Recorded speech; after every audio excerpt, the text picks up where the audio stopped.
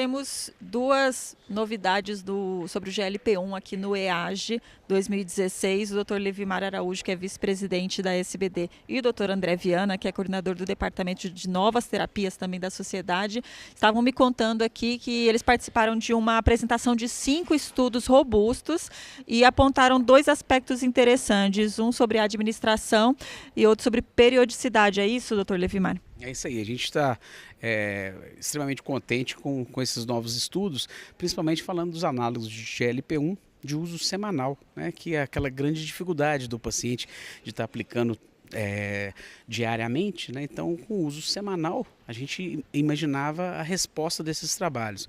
Então, a resposta veio com os estudos bem interessantes, né? Primeiro falaram da glutide, que é de uso semanal, comparando com insulina, reduzindo bastante a A1C, né, que é a glicemoglobina, e reduzindo também o peso quando comparado com a insulina. E um grande outro estudo foi sobre a semaglutide, que é um outro tipo que o Dr. André vai falar para a gente aí também, né, André? Foi bastante interessante os dados de semaglutida.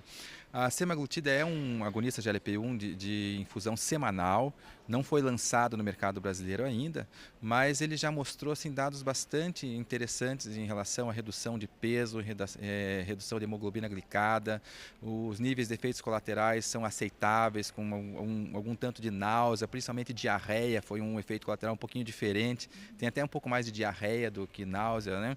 E também o mais interessante, além de mostrar esses bons resultados com essa semaglutida, que é uma injeção semanal, foi a primeira vez que apresentaram dados mais robustos com a semaglutida por via oral.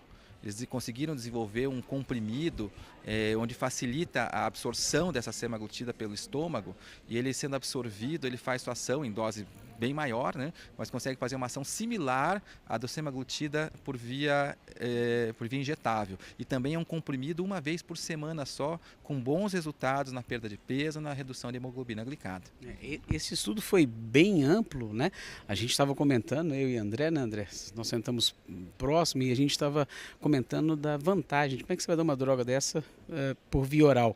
Então, eles bolaram uma partícula chamada SNAC, que a gente não vai falar o que significa, mas ela facilita essa absorção pela mucosa intestinal, e aí a gente consegue usar um comprimido por semana, tendo uma comparação bem interessante com o próprio semaglutide, que é injetável. Então a gente precisa de mais estudos, né, que a dose chegou a 40 miligramas e quando você usa injetável é 1 miligrama.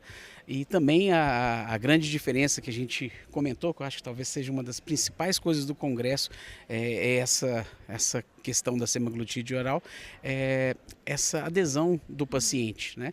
A gente ficou um pouquinho preocupado que ao fim do trabalho não teve tanta adesão igual ao injetável, né? E são pacientes que são acompanhados. Então fica essa pergunta para os próximos trabalhos, mas uma expectativa muito grande que criou essas apresentações, né? Isso representaria uma melhor, não só em relação à adesão, se a adesão melhorar, mas imagino que significaria melhor qualidade de vida para o paciente, mais tranquilidade de não ter que estar fazendo um controle ali diário, é isso? Você poder usar uma medicação oral uma única vez por semana com bons resultados seria o ideal, né? O que o estudo mostrou, mas é um estudo ainda inicial, isso tem que ser melhorado, é que cerca de 27% dos pacientes não completaram o estudo, não conseguiram ir até o fim por causa de efeitos colaterais. Então é isso que nós precisamos melhorar, isso que a gente tem que buscar mais dados futuros para conseguir fazer com que essa medicação seja efetiva realmente e possa vir de encontro com as necessidades dos nossos pacientes. E também teve, Levimar, mais um estudo com implante, não teve? Esse estudo, você pode complementar também, né, André? Mas foi fechado pelo Dr. Júlio Rosenstock, que é conhecido de todos os colegas brasileiros.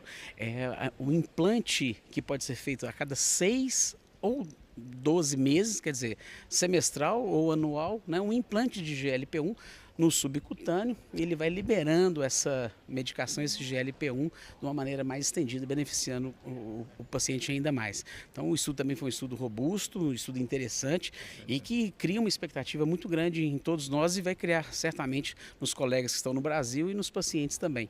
Na hora que você falou de comodidade posológica, para aderência, quanto mais cômodo o paciente, esse negócio de usar 3 comprimidos ao dia, sempre a pessoa acaba esquecendo um, né? Então a gente tem que focar muito nisso. ontem teve uma palestra sobre educação que falava disso. Então, a grande expectativa nossa, quando a gente está falando de medicações semanais, e agora nós estamos falando de um semestral, né, André?